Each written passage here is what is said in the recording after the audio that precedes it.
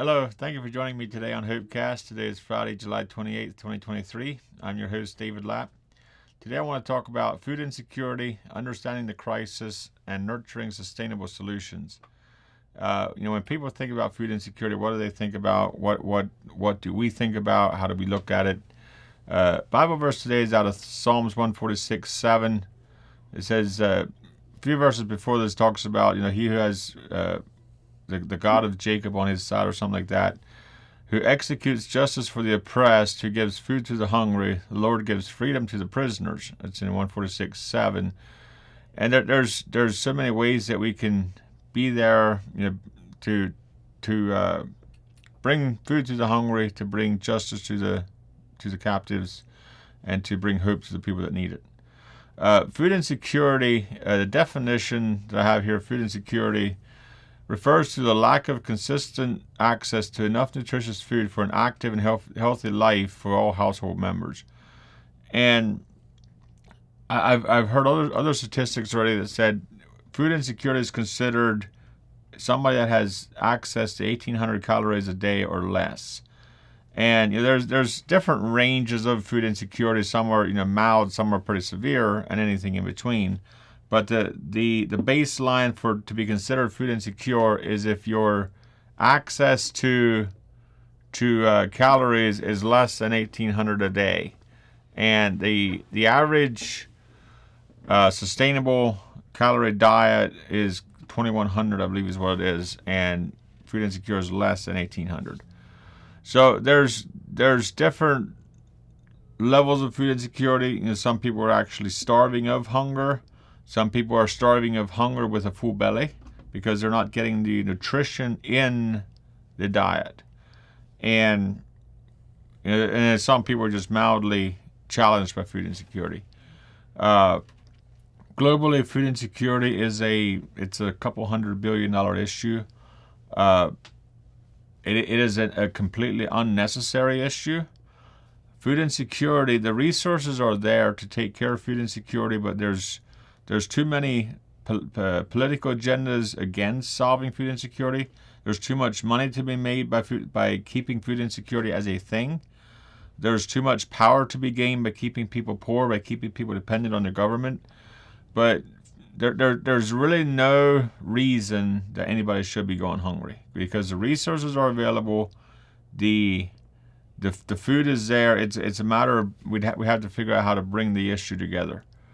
And it's my opinion, food insecurity is completely unnecessary. And it is an issue that is very solvable, yes, it can be a challenge to solve it, but it is very doable to solve. We're looking at taking the resources that are already being produced and utilizing them instead of wasting them, which is currently what is happening. According to my research, if half of the global food waste would be recovered, it would end world hunger. We can still waste half of what we do.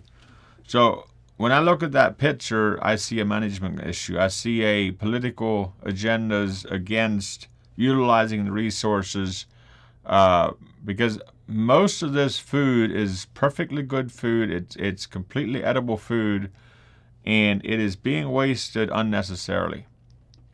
There's definitely natural disasters, conflicts, wars, economic challenges that can play into the food insecurity issue, but those are usually short-lived, or they should be short-lived because the resource until resources can come into the region to address the issue.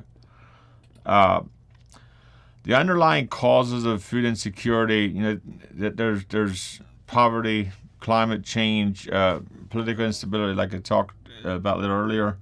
But the cause, I believe the primary cause of food insecurity is mismanagement. It is not a lack of resources. It is not a lack of actual food being available. I believe it's a mismanagement and a wasting of the available resources. Even with food price fluctuations, according to U.S. Department of Agriculture, the average weekly cost of food for a family of 4 is about $309.30. That's the average cost to feed a family of 4. And that's up 10% from a year ago. which automatically puts more people into the food insecure category, because if somebody was living on a tight budget and they can no longer afford the rising costs of food, they're automatically going to be challenged a lot more than they had been. And with inflation, some of the prices are just going out the roof. At Blessings of Hope, our cost to feed a family of 4 for a week is about $30. So there's a huge opportunity to utilize the resources. And for the $30, this is figured feeding 4 people 3 meals a day for 7 days, and that's our cost to bring the product in and distribute it. So if you want to make a donation of say $100 and feed 3 families for a week, that's pretty incredible, the exponential growth that can happen through that. Some of the consequences of food insecurity, is there's a health factor that goes with that. If people don't have enough nutrition, they are struggling with their health a lot more. Education, if you're hungry, it's hard to learn. If you're hungry, it's hard to actually be productive on your job, to be productive at work. If me as a father, if I would have to worry about how I'm going to feed my family, there's no way I could do the job that I do at this point, because too much of my energy would be focused on how do I take care of the basic needs of my family. The economic stability or instability with food insecurity, there's resources available, but they're being wasted. But if you can utilize the resources that are currently being wasted, we can have a greater impact on the food insecure issue. There's also a factor here where the government tries to help, but there's only so much that the government can do to help the community. And that's why at Blessings of Hope, our mission is to empower the churches, to empower the nonprofit organizations serving the community, to reach out to the community, because the nonprofits have the heart to share the gospel, to be there for the people beyond just their next meal. When you look at some of the government programs, like SNAP programs, WIC program, I'm not saying these programs are all wrong, but there's a very limited impact that the program can have beyond the actual getting the food to somebody in need. The sustainability of life, which the sustainability of life is important, but if we can take that and at the fraction of the cost also empower the individual to change their life, to get back on their feet, we can actually have a greater impact on people that we meet. Sustainable food systems, food insecurity, there's a lot of ways that can be addressed. One of the ways we're addressing it at Blessings of Hope is utilizing semi-truckloads of available product, making it available at whatever volume the nonprofits can use, that they can then in turn serve their community. Another thing that we're getting into is food dehydration, which is a very exciting project where we're taking fresh produce at the peak of its life. There's absolutely nothing wrong with most of that product. It is just simply ripe, and you have to do something with it. If we can take that product, we can dehydrate it, we can give it a shelf-stable life, up to 5-10 years, depending on what the product is and how it's packaged. We can retain over 90% in nutritional value. We can shrink it to 20% of the volume, and then we can utilize this internationally in third world countries around the world. So those are some of the practical solutions that we see of addressing this issue of food insecurity. There's short-term things that need to be put in place. There's social safety nets, stuff like that can address the immediate needs of hunger. But long-term sustainability, how can we build an infrastructure? How can we build a system for greater impact, for longer-term sustainability, and utilizing the resources that we have, and then taking that and changing the course of the nation from being a government-dependent food security, basically taking the food insecurity issue private, where the church is funding the outreaches instead of the government. Because we believe if the church, if the community is funding the outreach efforts of a nation, we can have a much greater impact than if we look to the government to solve these issues. And I'm not knocking the government for doing what they're doing. I believe the reason the government is taking care of welfare is because the church stepped back and was not stepping up to the plate and offering the resources that we have. And if we can empower the church to do that, to step back into that role in a very economical, sustainable way, to impact the region around them, I believe the government would step back and hand that back over to the church.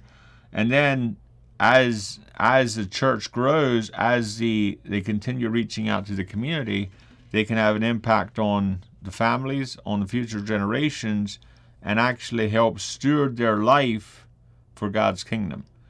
And by being there in their time of need, there's always a different level of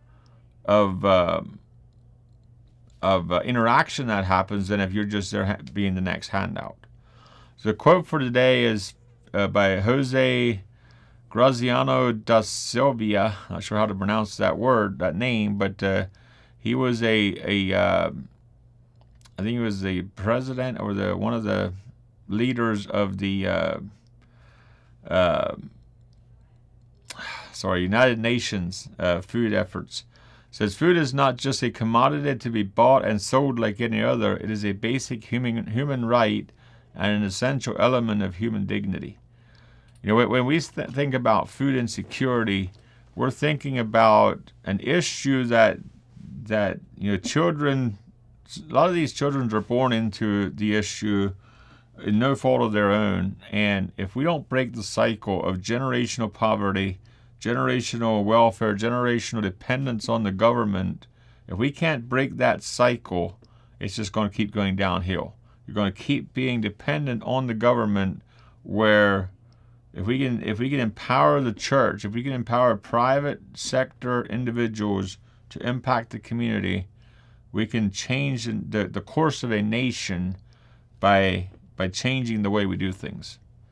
So thank you for joining me today on HopeCast. If you want to leave feedback for any questions or comments on this message, I'd love to hear your feedback. You can check out our website, blessingsofhope.com/about us. Scroll down to the bottom. There should be a form there where you can leave feedback. I'm your host, David Lapp, CEO of Blessings of Hope. To learn more about Blessings of Hope and how we serve the community, you can check out our website, blessingsofhope.com. And you can also, while you're there, we'd love to have you donate to help support the efforts of the mission. There is so much free food available to be used to serve people in need. And at this point, we don't have the resources to handle nearly everything that's available. So funding is always a big part of the need at Blessings of Hope. And I don't even see it as a need. I see it more as an opportunity to utilize more of their available resources to have a greater impact on society. God bless you. Remember, you can bring hope to the people that you meet every day.